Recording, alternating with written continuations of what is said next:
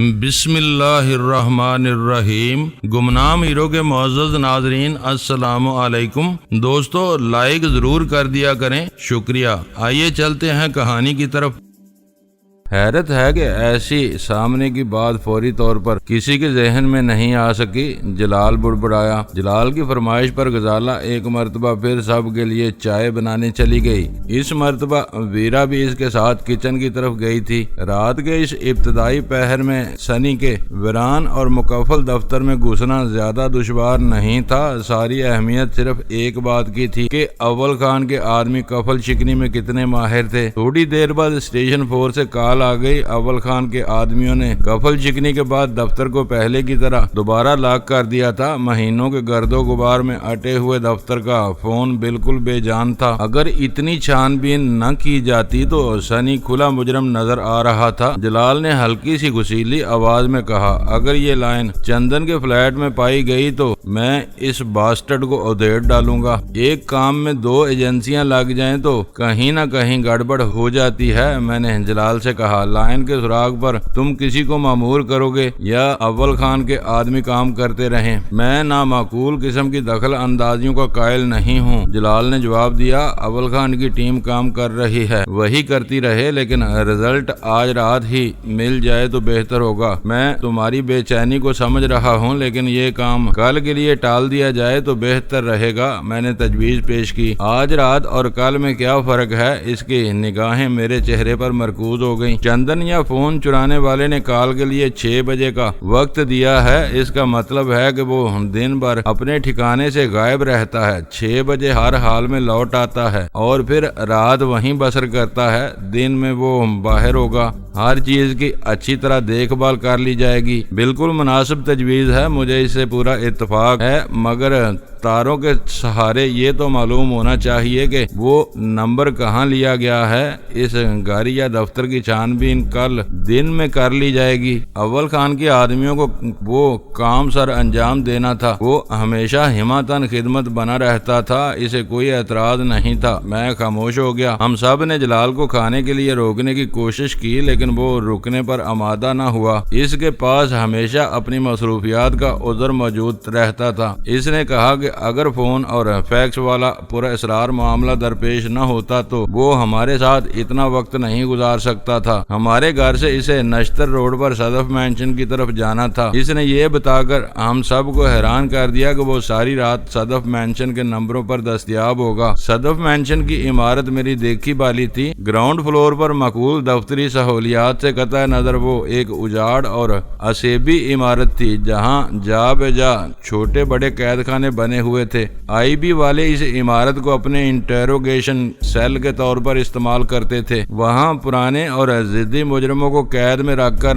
ایسے نفسیاتی اور جسمانی تشدد سے گزارا جاتا تھا کہ نہ چاہتے ہوئے بھی وہ اپنی روح کی گہرائیوں سے سچ اگلنے پر مجبور ہو جاتے تھے۔ اس قید خانے میں تم ساری رات کیا کرتے رہو گے؟ میں نے حیرت سے پوچھا۔ ضرورت پڑتی ہے تو وہاں دن رات کام ہوتا ہے۔ اس وقت بھی وہاں چند اہم قیدی موجود ہوں گے جن کے اعصاب کسی بھی وقت جواب دے سکتے ہیں۔ ان سے تفتیش کے لیے میرا وہاں موجود ہونا ضروری ہے۔ اس نے کندھا پیشانی کے ساتھ وہ صفاقانہ حقائق بیان کر ڈالے۔ خدا تمہاری حالت پر رحم کرے۔ اعصاب زدہ قیدیوں کی چیخوں میں وہاں گہری نیند سونا بھی دشوار ہے۔ یہ زندگی کے روپ ہیں جو پل پل میں بدلتے رہتے ہیں۔ یہ کہہ کر اس نے ہم سب کو الوداع کہا اور روانہ ہو گیا۔ اول خان کا ارادہ تھا کہ سنی کے گمشدہ ٹیلی فون کنیکشن کا راگ لگانے کے لیے وہ خود متعلقہ علاقے میں پہنچ جائے، جہاں محکمے کے افراد اس کی مدد کر کے لائن کے دوسرے سرے تک پہنچ سکیں گے، مگر میری دانش میں اس کی وہ بھاگ دوڑ غیر ضروری ہوتی۔ میں نے اپنی آنکھوں سے دیکھا تھا کہ ٹیلی فون کے محکمے میں کھمبوں پر کام کرنے کے لیے سیڑھیوں کا استعمال متروک ہو چکا تھا۔ لائن مین سائیکلوں پر اپنے علاقے میں گھومتے رہتے تھے اور جہاں ضرورت ہوتی تھی جوتے اتار کر بندروں کی طرح کھمبوں پر چڑھ کر اپنا کام پورا کر لیتے تھے۔ ان تکلیف دہ تماشوں میں محکمے کی مالی زبوں حالی کا دخل ہو یا نچلے ملازمین کی سہل پسندی کا، ایک بات طے تھی کہ ایسی مشقیں اول خان جیسے بردبار اور متین آدمی کے لیے ممکن نہیں تھی۔ وہ تکنیکی کام تھا جسے متعلقہ اہلکار خوبی سے انجام دے سکتے تھے۔ اول خان نے ہمارے گھر سے ٹی والے آدمی سے بات کی۔ ٹیلی فون لائن کی ایسی دیدہ دلیرانہ چوری کی شکایت سن کر وہ حیران ضرور ہوا، مگر اس نے بتایا کہ شہر میں جھولتے ہوئے تاروں کے درمیان میں کہیں سے لائن کا متوازی طور پر چوری ہونا انوکھا نہیں تھا۔ ایسے واقعات ہوتے رہتے تھے۔ اول خان صبح سے اپنے گھر سے نکلا ہوا تھا۔ دفتر کا چکر لگا کر وہ دوبارہ ہمارے پاس لوٹ آیا تھا۔ اس کی بیوی بچے کراچی میں تھے اور اس کی توجہ کے حقدار تھے۔ جب اس نے اپنے گھر جانے کا ارادہ ظاہر کیا تو کوئی بھی اسے روکنے کی ہمت نہیں کر سکا۔ خدا کا شکر ہے کہ ایک ایک کر کے دونوں رخصت ہو گئے، ورنہ میرا تو دم سوکھ رہا تھا۔ اول خان کے چلے جانے پر ویرا نے ایک گہرا سانس لے کر کہا، ان کی موجودگی سے تمہاری صحت پر کیا اثر پڑ رہا تھا؟ سلطان شاہ نے منہ بنا کر پوچھا۔ میری شام خراب ہو رہی تھی، ویرا نے اپنی بائیں آنکھ دبا کر کہا۔ شام ہوئی اور رات آ گئی، لیکن غضب خدا کا کہ میرے منہ میں ایک بوند بھی نہیں گئی۔ سب بے فکر ہو کر یوں فرصت سے بیٹھے ہوئے تھے جیسے انہیں دنیا میں دوسرا کام ہی نہ ہو۔ باتیں کام کے سلسلے میں تھیں، یہاں گپ شپ نہیں ہو رہی تھی۔ غزالہ نے اسے تادیب کی۔ میں اس وقت کسی سے بحث کے موڈ میں نہیں ہوں، ویرا نے اٹھتے ہوئے کہا۔ پینے کے تصور سے ہی مزاج میں بلا کی نرمی اور ملنساری آ جاتی ہے۔ میرے قریب سے گزرتے ہوئے اس نے دانستہ مجھے کندھا مارا اور رک کر سرگوشی کی۔ تھوڑی دیر کے لیے میرے کمرے میں آ جانا، ورنہ میں بڑی محفل میں سوالوں کی بھرمار کر دوں گی۔ وہ میرا جواب سنے بغیر لہراتے ہوئے اپنے کمرے کی طرف بڑھتی چلی گئی۔ یہ تم سے کیا کہہ رہی تھی؟ سلطان شاہ نے میرے قریب آ کر رازداری سے پوچھا۔ وہ اول فول بکتی رہتی ہے، تم اس کے چکر میں نہ پڑو۔ میں نے اسے ٹال دیا۔ ہم لوگوں نے کافی لمبا وقت بیٹھ کر گزارا تھا۔ میں اپنے کمر سیدھی کرنے کے لیے کمرے میں جا کر بستر پر دراز ہو گیا۔ معاملات آگے بڑھ رہے تھے، لیکن ان کی رفتار سست محسوس ہو رہی تھی۔ شاید اس کی وجہ یہ تھی کہ ہم لوگ ہاتھ پر ہاتھ دھرے خیالی گھوڑے دوڑا رہے تھے، موہوم سراغوں کے پیچھے دوڑ رہے تھے۔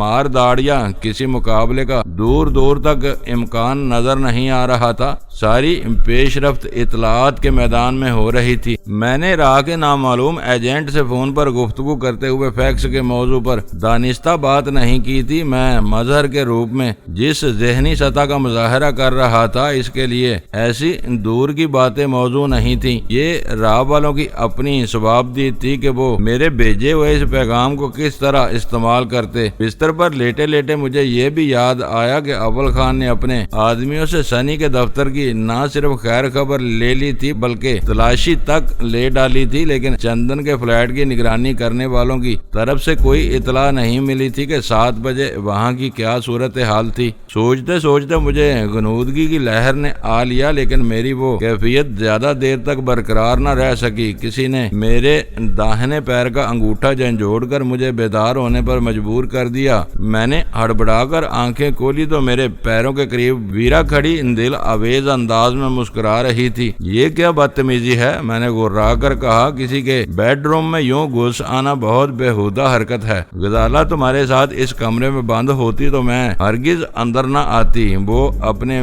بیبی فرینڈ کے ساتھ باہر بیٹھی ٹی وی دیکھ رہی ہے۔ ویرا پر میری پھٹکار کا کوئی اثر نہیں ہوا۔ تم یہاں کیوں آئی ہو؟ کیا چاہتی ہو؟ میں نے کوہنیوں کو بل اٹھ کر پوچھا۔ غزالہ اور سلطان شاہ نے ٹیلی ویژن کے سامنے اپنی جوڑی بنائی ہوئی ہے، میں اکیلی بور ہو رہی ہوں۔ تھوڑی دیر کے لیے میرے کمرے میں آ جاؤ تو باتیں کریں گے۔ میں اسے سخت سست کہنے والا تھا کہ مجھے اس کی دھمکی یاد آ گئی۔ میں اس کے کمرے میں نہ جاتا تو غزالہ کے سامنے میری اور رینا کی ویڈیو فلم کا ذکر چھیڑ کر میرے لیے خاصی خفت اور پریشانی کا سامان پیدا کر سکتی تھی۔ چلو، میں نے برہمی کا مظاہرہ کرتے ہوئے ایک جھٹکے سے بستر چھوڑ دیا۔ اپنی نشیلی آنکھوں پر تھوڑا سا ٹھنڈا پانی مار لو تو تمہارے دماغ کی گرمی کم ہو جائے گی، اس نے کمرے سے نکلتے ہوئے مشورہ دیا۔ میں ویرا کے مشورے کو ٹھکرا کر اسی حالت میں جانے پر آمادہ تھا، لیکن پھر مجھے خیال آ گیا کہ اس کی بے سروپا باتوں پر غصہ دکھا کر میں اپنے آپ کو کو نقصان پہنچا رہا تھا، اس کا بہترین علاج یہ تھا کہ اسے ہنس ہنس کر سلگایا جائے۔ میں رخ بدل کر باتھ روم میں گھس گیا۔ میرا ارادہ منہ دھونے کا تھا، لیکن ہتھیلیوں پر ٹھنڈے پانی کا لمس محسوس کر کے طبیعت غسل پر مائل ہو گئی۔ میں تازہ دم ہو کر غسل خانے سے نکلا تو میرا موڈ تبدیل ہو چکا تھا۔ میں نے ڈرائنگ روم کے سرے پر رک کر غزالہ اور سلطان شاہ سے کچھ چھیڑ چھاڑ کی اور پھر ویرا کے کمرے میں داخل ہو گیا۔ تم آتے ہو تو مجھے یوں محسوس ہوتا ہے کہ میری کھوئی ہوئی توانائیاں واپس لوٹ رہی ہیں، ویرا نے مسکرا کر کہا۔ تمہاری کوئی توانائی کہیں نہیں کھوئی، بس کبھی کبھی حواس کھو جاتے ہیں، آج زیادہ نہ پی لینا۔ اس نے مجھے جواب نہیں دیا، خاموش بیٹھی اپنے گلاس سے کھیلتی اور کچھ سوچتی رہی۔ بت کی طرح خاموش کیوں بیٹھی ہو؟ میں یہاں تمہارا رخ روشن دیکھنے کے لیے نہیں آیا، بلایا گیا ہوں، میں نے جل کر اسے ٹوکا۔ ہم لوگ جس سمت میں جا رہے ہیں تم اس سے مطمئن ہو؟ اس کی زبان سے وہ گہرا اور سنجیدہ سوال سن کر میں حیران رہ گیا۔ شروع سے ہماری سمت ایک ہی ہے، اس میں اب تک کوئی تبدیلی نہیں آئی، میں نے بھی سنجیدگی سے کہا۔ یہ تمہاری غلط فہمی ہے، پہلے ہم اپنے طور پر کام کرتے تھے، اول خان ہمارا معاون اور تمہارا دست راست ہوا کرتا تھا، لیکن رفتہ رفتہ اور شاید بہت غیر محسوس طریقے سے یہ سب بدلتا جا رہا ہے۔ اپنی ابتدا کے مقابلے میں آج ہمارا رخ بہت زیادہ بدلا ہوا ہے۔ یہاں کوئی تیسرا نہیں ہے، پہیلیاں بجوانے کے بجائے کھل کر بات کرو، میں نے الجھ کر اسے مشورہ دیا۔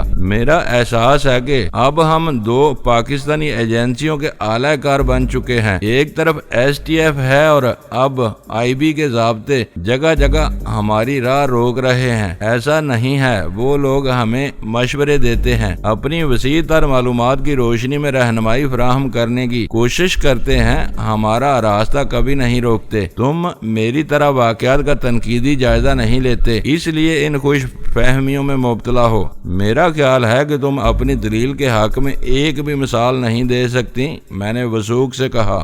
جان ایشکوف کی تازہ ترین مثال تمہارے سامنے ہے، ہم اسے جہنم واصل کر دینا چاہتے تھے، جلال نے ہمیں روک دیا، ویرا نے میری آنکھوں میں آنکھیں ڈال کر کہا۔ اسے تم کیا کہو گے؟ اب ہم قدم قدم پر اس کی اجازت کے محتاج ہوتے جا رہے ہیں، ہم اب بھی اپنی مان مانی کر سکتے ہیں۔ وہ حکومتی حلقوں کا قریبی آدمی ہے، اس نے ہمیں یہ سمجھانا چاہا تھا کہ جان یا کسی اور اہم امریکی کو مار کر ہم پاکستان کی کوئی خدمت نہیں کریں گے بلکہ سنگین مسائل کھڑے کر دیں گے۔ ہمارا نصب العین اس ملک کی سربلندی ہے، ہم نے اس کی بات مان لی، تم نے اسے چھوڑ دیا، لیکن کوئی عام بدماش اسے گولی مار دیتا تو تم یا حکومت کیا کر لیتی؟ قیاس آرائیوں کی کوئی انتہا نہیں ہوتی، اپنے خیالی ان گھوڑوں کو لگام دو، بدماش کسی کو بلا وجہ نہیں مارتا ہے تو سولی پر بھی لٹک جاتا ہے۔ جلال ہمارے ایسے انجام سے خوفزدہ ہے، اسی لیے ہمیں سمجھاتا اور روکتا رہتا ہے۔ تم دیکھ لو گے، جان اسمتھ دہلی میں مارا گیا اور امریکی اس کے قاتل کو یہاں تلاش کر رہے ہیں۔ ویرا اپنے گلاس سے اسکاچ کا ایک گھونٹ لے کر ہنس پڑی۔ امریکی کچھ نہیں کر رہے، وہ بزدل ہیں، ڈر کر بھاگ گئے اور تلاش کا توغ تمہاری پولیس کے گلے میں ڈال گئے۔ جان بھاگا ہے، اس کا چیف کلرک لیری اب بھی کراچی میں موجود ہے۔ لیری کراچی میں ہے، ویرا کی آنکھیں چمک اٹھیں، تو ہم اس کو کیوں نہ رگڑ دیتے؟ اس وقت ہماری توجہ راہ پر مرکوز ہے، فی الحال لیری کو بھولی رہو، وقت آنے پر اس کے بارے میں بھی بات ہو جائے گی۔ ایسے لوگ بار بار تمہارے نشانے پر نہیں آئیں گے۔ CIA میں چیف کلرک کا عہدہ بہت اہم ہوتا ہے، ویرا نے مجھے سمجھانا چاہا۔ نہیں ویرا، ایسا نہیں ہوگا، یہ کھلی دہشت گردی ہوگی۔ اگر تم لیری کو صرف اس لیے مار دینا چاہتی ہو کہ وہ CIA میں چیف کلرک ہے تو پھر کون محفوظ رہے گا؟ ہر ممتاز امریکی تمہارے نشانے پر ہوگا۔ ہماری لڑائی ان سے ہے جنہوں نے ہم کو ڈسا ہے۔ ویرا کی پیشانی پر بال آ گئے۔ پھر تم نے جان ایشکوف کو اسی نظریے کے تحت چھوڑا ہے، اس کے عزائم زہریلے ہیں، مگر اس نے ابھی تک پاکستان کو عملی طور پر کوئی نقصان نہیں پہنچایا۔ تمہارے لیے یہ اس کی بے گناہی بلکہ معصومیت کا سب سے بڑا ثبوت ہے۔ اب تم طنز کلامی پر اتر آئیں۔ وہ مجھے زندہ یا مردہ پکڑنا چاہتا ہے، میرا دشمن ہے، میں بھی اس کا دوست نہیں بن سکتا۔ اس نے اپنے گلاس سے ایک گھونٹ اور لیا، پھر بولی، چھوڑو، یہ بات بہت دور نکل جائے گی۔ یہ بتاؤ کہ تمہاری ویڈیو فلم کا کیا چکر ہے؟ اتنی اہم بات تم نے آج تک مجھ سے چھپائی ہوئی تھی۔ مجھے خوشی ہوئی کہ ایجنسیوں کے اعلی کار بننے والی بات اس کے ذہن سے نکل گئی تھی۔ اس میں سب سے بڑی خوبی یا خامی یہی تھی کہ وہ جس موضوع پر اپنی بات منوانے میں ناکام ہو جاتی تھی اسے جھٹ بدل دیتی تھی تاکہ اسے زیادہ خفت کا سامنا نہ کرنا پڑے۔ خفت یا ندامت سے اس کی ناپسندی مجروح ہوتی تھی۔ اس میں چھپانے والی کوئی بات نہیں تھی۔ فلم ان کے قبضے میں ہوتی تو میں ضرور اس کا ذکر کرتا۔ ایک چیز جو بھڑکتی ہوئی آگ میں جل کر راکھ ہو گئی، اس کا ذکر کرنا بے سود ہے۔ یہ رینا اجیت رائے کون تھی؟ ویرا کے سینے میں تجسس اور اشتیاق کی آگ بھڑک رہی تھی۔ ایک خوب روح اور بے کس لڑکی تھی جو اپنی بیمار ماں کے علاج کی خاطر راہ کے بیڑیوں کے ہتھے چڑھ گئی تھی۔ خاصی خوبصورت تھی۔ ویرا نے اپنا گلاس خالی کر کے پوچھا۔ خاصی سے بھی کچھ زیادہ، وہ میں نے غور سے اس کی طرف دیکھتے ہوئے جواب دیا۔ تم اندازہ لگا سکتی ہو کہ میں کیسے امتحان سے گزرا ہوں گا۔ مجھ سے بے پر کی ہانکنے کی کوشش نہ کرو، میں تمہاری رگ رگ سے واقف ہوں۔ تم شروع سے ہی عاشق مزاج ہو، بلا وجہ کی الزام تراشی نہ کرو۔ میں نے ترشی سے کہا، تم میرے کتنے معاشقوں سے واقف ہو؟ تم اب سدھرنے کی کوشش کر رہے ہو تو اتنے پارسا نہ بنو۔ اپنے بارے میں تم میرے تجربات کو نہیں جٹلا سکتے۔ وہ سچ کہہ رہی تھی، اس کو جٹلانا ناممکن تھا۔ میں اسے یہ نہیں بتا سکتا تھا کہ میں نے شی میں اپنا مقام برقرار رکھنے کے لیے اس کی خواہشات کے سامنے سر تسلیم خم کیا تھا۔ اسباب کچھ بھی رہے ہوں، ویرا کے معاملے میں میرا دامن صاف نہیں تھا۔ کیا تمہیں ان تلخ باتوں کے سوا کچھ نہیں سوچتا؟ میں نے بے چارگی سے پوچھا۔ میں تو رنگین باتیں کر رہی تھی، اس میں تلخی تم نے گولی ہے۔ اس نے مجھے آنکھ مار کر والہانہ انداز میں کہا۔ اب سچ سچ بتا دو کہ رینا کا کیا قصہ تھا؟ وہ آگ اور تیل کا کھیل تھا۔ میرا خیال تھا کہ وہ خلوت میں بھی مجھے نہیں بہکا سکے گی، مگر وہ راہ کی تربیت یافتہ تھی۔ شکار کو اپنے شکنجے میں کسنے کے فن میں طاق تھی۔ جب تیل اوپر سے نیچے بہ رہا ہو تو ڈلان میں دم توڑتے ہوئے انگارے بھی یکا یک بڑک اٹھتے ہیں۔ میں یکا یک کمزور لمحوں میں گر کر رہ گیا اور پوشیدہ کیمروں نے تمہاری اور رینا کی فلم بنا لی۔ ویرا نے مخمور اور دھیمی آواز میں پوچھا۔ لا حول ولا قوت۔ میں نے دونوں ہاتھوں سے اپنا سر تھام لیا اور جلائے ہوئے انداز میں کہا، ہاں انہوں نے فلم بندی کر لی۔ بعد میں رینا نے یہ بات خود مجھے بتا دی۔ جب دوسرے ذرائع سے اس کی تصدیق ہو گئی تو میں نے وہ فلم نیست و نابود کر دی۔ رینا کو اپنے محکمے کا راز تم کو بتانے کی کیا ضرورت تھی؟ میری برہمی بھی اس کا تجسس دور نہ کر سکی۔ تم اتنی باریکیوں میں جاؤ گی تو یہ کہانی کئی دنوں تک ختم نہیں ہوگی۔ میں نے اسے شیشے میں اتار لیا تھا۔ وہ لڑکی میرے بہت کام آئی ہے۔ رینا اجیت رائے، ویرا نے سختی سے دہرا دیا۔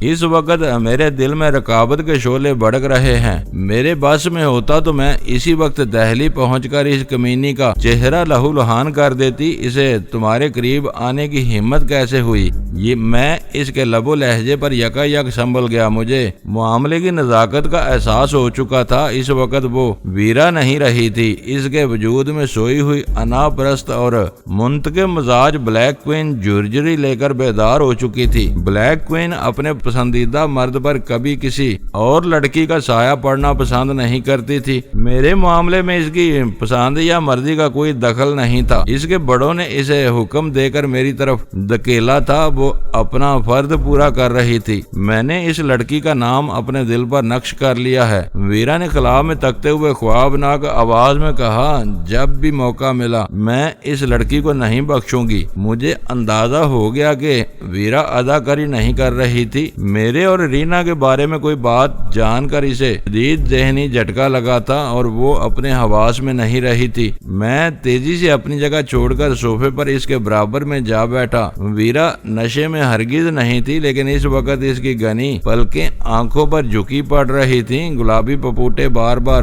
اس کی نیلگو آنکھوں آنکھوں کو اپنے پیچھے چھپانے کی کوشش کر رہے تھے۔ اپنے شانوں پر میرے ہاتھ کا دوستانہ دباؤ محسوس کر کے ویرا نے پوری کوشش سے آنکھیں کھول کر میری طرف دیکھا۔ ایک آسودہ سی بے ساختہ مسکراہٹ اس کے ہونٹوں پر تیر گئی۔ اس نے اپنی آنکھیں بند کر کے اپنا سر میرے شانے سے ٹکا دیا۔ چند منٹ تک ہم دونوں اسی طرح بے حس و حرکت بیٹھے رہے۔ بس میں اپنے بازوؤں پر اس کے دل کی دھڑکنیں محسوس کر رہا تھا۔ بالکل ایسا معلوم ہو رہا تھا جیسے ویرا مجھ سے باتیں کرتے کرتے کسی ٹرانس میں چلی گئی ہو۔ چند منٹ بعد اس نے کسمسانا شروع کیا اور پھر آنکھیں کھول دیں۔ اس وقت ویرا کے دائیں ہاتھ میں تھما ہوا گلاس خالی اس کی گود میں تھا۔ اپنے ٹرانس سے باہر آتے ہی اس نے غیر ارادی طور پر اپنا داہنا ہاتھ اٹھایا اور خالی گلاس پر نگاہ پڑتے ہی تھکے ہوئے انداز میں ہنس پڑی۔ اوہ، گلاس خالی ہو گیا۔ مجھے کیا ہوا تھا؟ تم میرے پہلو میں کیوں بیٹھے ہوئے ہو؟ ویرا کو کچھ یاد نہیں تھا پچھلے چند منٹوں میں وہ کس کیفیت سے گزری تھی۔ وہ اس پر شیزوفرینیا کا واضح حملہ تھا جس کا مظاہرہ میں نے پہلی بار دیکھا تھا۔ وہ دوہری شخصیت کی مریضہ تھی یا شدید ڈپریشن اور صدمے کے باعث اس ذہنی حملے کا شکار ہو گئی تھی۔ تمہیں کچھ نہیں ہوا تھا۔ تم نے فرمائش کی، میں تمہارے پہلو میں آ بیٹھا اور تم میرے شانے پر سر رکھ کر ذرا اونگ گئی۔ ہم کیا باتیں کر رہے تھے؟ اس نے اپنے ذہن پر زور دینے کی کوشش کرتے ہوئے کہا۔ شاید تمہاری اور رینا کی ویڈیو فلم کی بات ہو رہی تھی۔ میں نے تمہیں ہر بات بتا دی تھی۔ تم ایس ٹی ایف کے بارے میں کچھ کہہ رہی تھی۔ میں نے اس سے الگ ہوتے ہوئے بتایا۔ میں رینا کی طرف سے اس کا ذہن ہٹانا چاہ رہا تھا۔ مجھے ڈر تھا کہ وہ اس حسین بھارتی جاسوسا کے بارے میں سوچتی رہی تو دوبارہ صدمے سے دوچار ہو جائے گی۔ ہاں، ہم پہلے آزاد تھے، جو چاہتے تھے کر گزرتے تھے۔ میں کہتی ہوں کہ اب ان ایجنسیوں سے اپنا پیچھا چھڑاؤ۔ تمہاری باتیں سمجھ میں آنے والی ہیں۔ دوسروں سے مشورہ کر کے کوئی قدم اٹھاؤں گا۔ اچانک کنارہ کشی مناسب نہیں ہوگی۔ اسی وقت دروازے پر تیز دستک ہوئی اور میں ہڑبڑا کر اپنی جگہ سے کھڑا ہو گیا۔ اگلے ہی لمحے سلطان شاہ کمرے کا دروازہ کھول کر اندر آ چکا تھا۔ اول خان کا فون ہے، وہ تم سے بات کرنا چاہ رہا ہے، سلطان شاہ نے اطلاع دی اور میں بلا توقف دروازے کی طرف بڑھ گیا۔ میں ڈرائنگ روم میں پہنچا تو غزالہ فون پر مصروف تھی۔ مجھے دیکھتے ہی اس نے ریسیور میری طرف بڑھا دیا۔ ہاں خان، کیا خبریں ہیں؟ میں نے ریسیور کان سے لگاتے ہی پوچھا۔ یہ بہت لمبا چکر ہے۔ میرے کانوں میں اول خان کی جوشیلی آواز آئی۔ اس کام میں ٹی این ٹی کا کوئی آدمی بھی چندن کا شریک ہے؟ سنی والے پول میں فون کی لائن غائب ہے۔ اس لائن کو کیبنٹ سے ہی چندن کے گھر کی طرف موڑ دیا گیا ہے۔ تمہیں پورا یقین ہے کہ یہ اطلاع درست ہے؟ میں نے مضطربانہ انداز میں پوچھا۔ چندن کے گھر کے قریبی کھمبے سے انسٹرومنٹ لگا کر دیکھا گیا ہے کہ سنی کے دفتر کے نمبر پر کی جانے والی کال کی گھنٹی وہاں بج رہی ہے۔ پھر چندن کو اس کے گھر سے اسی وقت اٹھا لینا چاہیے۔ اسے مہلت مل گئی تو کام بگڑ سکتا ہے۔ تم ٹھیک کہہ رہے ہو۔ میرا خیال ہے کہ کوئی قدم اٹھانے سے پہلے اچھی طرح سوچ سمجھ لو۔ چاہو تو تم جلال سے بھی مشورہ کر سکتے ہو۔ میرے ذہن میں ویرا کے کہے ہوئے الفاظ گونج اٹھے اور میں نے چڑ کر کہا، ہر بات میں جلال کو درمیان میں کیوں لانے لگے ہو؟ وہ اپنی مجبوریوں اور مصلحتوں کا پابند ہے۔ یہ ایک سفارتکار کا معاملہ ہے۔ وہ اوپر سے کلیئرنس کے بغیر کوئی کاروائی نہیں ہونے دے گا۔ تم بول رہے ہو کہ وہ خود بھی چندن کی طرف سے بہت مشتعل ہے؟ اول خان نے میری بات کاٹ کر کہا، ایک سرکاری ملازم کا ذاتی اشتعال اس کی ذات تک محدود رہتا ہے۔ وہ اپنے محکمے کا ڈسپلن توڑ کر پالیسی کے خلاف کوئی قدم نہیں اٹھائے گا۔ میں اسے جانتا ہوں۔ وہ ایک مثالی سرکاری ملازم ہے۔ اس وقت ہمیں روک دے گا۔ اس نے جان کے معاملے میں بھی شکوہ کیا تھا۔ اول خان نے دبی زبان سے کہا، وہ ہم سے ناراض ہو سکتا تھا۔ میں اسے سنبھال لوں گا۔ تم یہاں آ جاؤ، میں نے خشک لہجے میں کہا اور فون بند کر دیا۔ یہ کوئی اچھی بات نہیں ہے۔ تم جلال کو نظر انداز کر دو گے؟ سلطان شاہ نے کہا، جو میرے پیچھے آ کھڑا ہوا تھا۔ میں اسے نظر انداز نہیں کر رہا، مشکلات سے بچا رہا ہوں۔ ہم اسے جان ایشکوف کے بارے میں مشورہ کرتے تو وہ ہمیں ہرگز آگے نہ بڑھنے دیتا۔ تم نے دیکھا کہ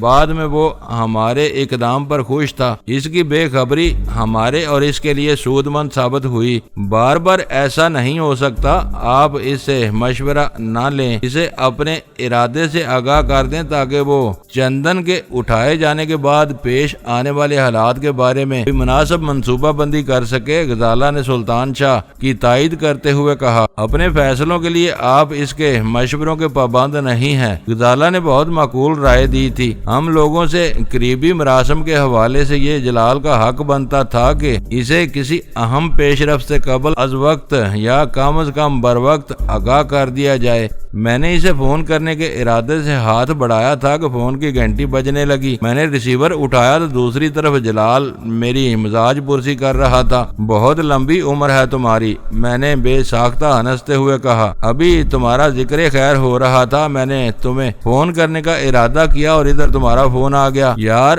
میں اپنے چکروں میں کچھ زیادہ ہی الجھ گیا ہوں، لیکن تمہاری بھی فکر ہے۔ وہ فون والے معاملے کی رپورٹ ملی یا نہیں؟ لائن چندن کے گھر میں جا رہی ہے، میں نے اسی وقت اسے اٹھا لینے کا فیصلہ کر لیا ہے۔ جلال کے کہنے سننے سے پہلے میں نے اسے اپنے ارادے سے آگاہ کر دیا۔ اسے اٹھا لو۔ جلال کے وہ الفاظ سن کر میرا دل خوشی سے اچھل پڑا۔ وہ کہہ رہا تھا، یہ نازک سفارتی معاملہ ہے، میں اپنے ہاتھ صاف رکھنا چاہتا ہوں، میرا کوئی آدمی ادھر نہیں پھٹکے گا۔ میری مانو تو اول خان اور اس کے آدمیوں کو بھی الگ تھلگ رکھو، اس کام میں کسی ایجنسی کا نام نہیں آنا چاہیے۔ جلال کے وہ الفاظ ہولناک تھے۔ وہ چندن کے قصے کو ریکارڈ سے دور رکھنا چاہتا تھا۔ اس کا مطلب تھا کہ چندن کی رہائی کا کوئی امکان نہیں تھا، اسے قید میں رہنا تھا یا اپنے جرائم کی پاداش میں عبرت ناک موت کے گھاٹ اتر جانا تھا۔ یہ کام میں خود کروں گا، میں نے چند لمحوں کے سکوت کے بعد جواب دیا، مگر میرے پاس کوئی ٹھکانہ نہیں ہے۔ اسے اس کی کمی گاہ سے نکالنے کے بعد میں اسے خان کے ہی حوالے کروں گا، وہاں اس کی بہترین